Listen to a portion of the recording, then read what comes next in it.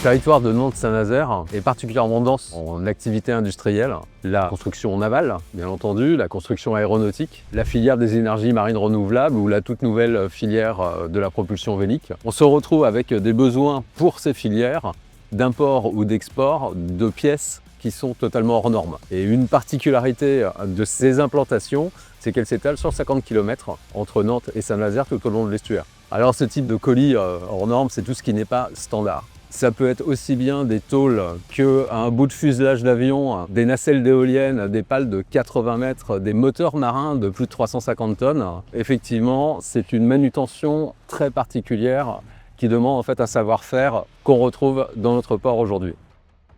On fabrique des navires de plus en plus grands, de plus en plus larges. On est parmi les chantiers ayant les infrastructures les plus importantes qui permettent de pouvoir construire des navires avec des tailles aujourd'hui souhaitées par nos clients.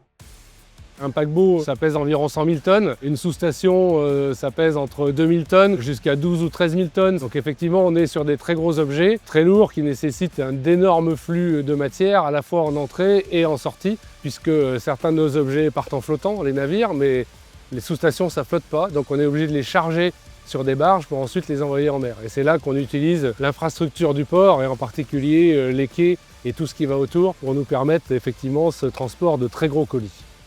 Siemens Gamesa a installé plus de 5000 éoliennes en mer et aujourd'hui nous travaillons à l'installation du projet du Gueux-Noirmoutier depuis le port de Saint-Nazaire. On travaille des colis lourds. Les pales par exemple font 81 mètres. Elles sont déchargées avec les grues jumelées, les deux LHM qui travaillent en jumelage. C'est de la même chose pour les sections de mâts d'éoliennes. Une fois qu'ils sont assemblés, également les nacelles, on parle de plusieurs centaines de tonnes pour chaque élément. Nous chargeons les éoliennes à bord du navire installateur. Les pales sont chargées à la fois par la grue de bord du navire, mais également en tandem lift avec une des grues portuaires, une des LHM présentes sur site. Donc ça demande une forte coordination pour réaliser cette activité minutieuse.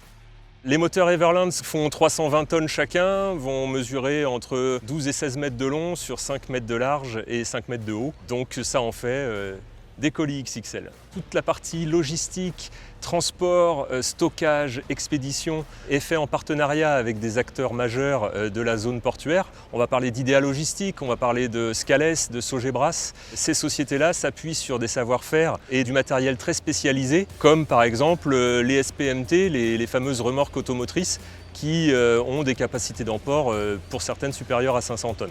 On va s'appuyer également sur les capacités du port à accueillir ces moteurs sur des zones de stockage très spécifiques, bien préparées pour être compatibles avec l'entreposage de ce type de colis en termes d'accès, en termes de sécurité, mais également en termes de charge au sol. Le port de Saint-Nazaire est ouvert sur l'Atlantique via l'estuaire de la Loire. Ça en fait un atout majeur pour nos colis puisqu'ils peuvent être directement embarqués à l'issue de leur production sans passer par le réseau routier ou sans passer par d'autres moyens logistiques. La chance qu'on va retrouver dans notre place portuaire, c'est d'avoir d'excellents professionnels, aussi bien en termes de pilotage, de l'amanage, le remorquage. Nous avons des manutentionnaires vraiment experts en la matière sur Nantes-Saint-Nazaire, et puis des services en fait, du Grand Port Maritime qui permettent d'accueillir dans les meilleures conditions ces escales qui sont totalement atypiques. On va évidemment avoir besoin d'infrastructures parfaitement adaptées pour ces colis hors normes, des outillages avec des capacités de levage bien spécifiques, des choses qu'on ne retrouve pas dans tous les ports. Il se trouve que nous sommes particulièrement bien pourvus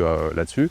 Aujourd'hui, la logistique, c'est vraiment un terme global pour représenter toute la supply chain. Et nous, on veut vraiment essayer de faire en sorte de faire la bonne passerelle entre le monde de l'industrie et le monde portuaire. Cette expertise de colis lourd, forcément, ça ne se fait pas du jour au lendemain. C'est parce que les clients nous ont fait confiance sur les premières fois. Donc aujourd'hui, on sait répondre majoritairement aux demandes que les industriels ne nous font pas. Et nous, on essaye aussi d'ajouter cet aspect très local. On a la chance d'être à Saint-Nazaire avec un tissu industriel très fort. On aide les entreprises à se développer à l'international.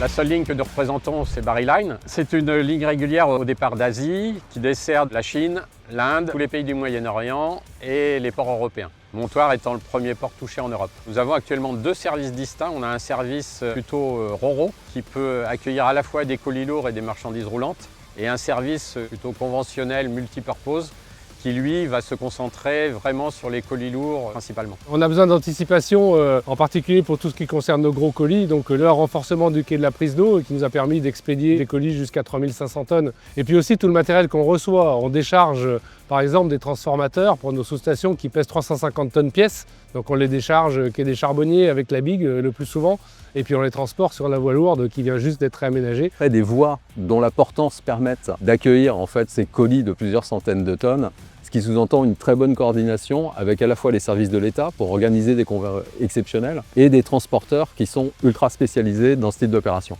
Chaque année, nous recevons plus de 500 demandes d'autorisation de circulation de convois exceptionnels de catégorie 3, ce qui correspond à environ 6 000 à 9 000 circulations sur le port. Everlands France produit actuellement environ 40 moteurs par an. Leur mouvement sur le port et leur logistique s'organisent au quotidien et au jour le jour avec l'ensemble des acteurs de la zone portuaire pour trouver des solutions en co-construction et permettre que chacun y trouve son compte sans perturber l'activité industrielle du voisin. En tant que maître d'œuvre sur le projet, on vient avec nos propositions, notre configuration optimale et on la présente aux acteurs de la place portuaire, évidemment les équipes du Grand Port Maritime, notre manutentionnaire Sogebras, également les partenaires sociaux. On affine pour prendre au mieux compte des contraintes présentes dans le port. Les nacelles sont livrées en roulier sur le quai des Charbonniers grâce à une rampe Ro-Ro qui a été mise en œuvre spécifiquement pour le projet par le Grand Port Maritime. Les nacelles sont acheminées par la route en convoi exceptionnel de nuit jusqu'à ce hub d'assemblage. Le port possède un réseau ferré d'une trentaine de kilomètres de long, que ce soit sur Nantes, Montoire de Bretagne ou Saint-Nazaire. Les colis sont chargés, manutentionnés, posés sur un wagon et ce wagon est acheminé du réseau ferré portuaire sur le réseau ferré national qui est juste à côté. Et après, ça prend le train pour aller soit directement à la destination finale, soit une autre zone de transbordement et c'est fini en routier. L'objectif pour nous, ce serait d'attirer d'autres armateurs que ceux qui desservent aujourd'hui Montoire et si possible en ligne régulière. Ce type de démarchage commercial, nous l'effectuons avec le port et avec notre partenaire ProMaritime. On joint nos forces avec les équipes commerciales du port, bien évidemment, pour essayer de développer ce type de trafic. Aujourd'hui, la transition énergétique est une véritable opportunité en fait, pour Nantes-Saint-Nazaire Port. D'où la volonté de se doter d'infrastructures qui permettent de suivre toutes ces évolutions technologiques, et c'est notamment le projet EOL.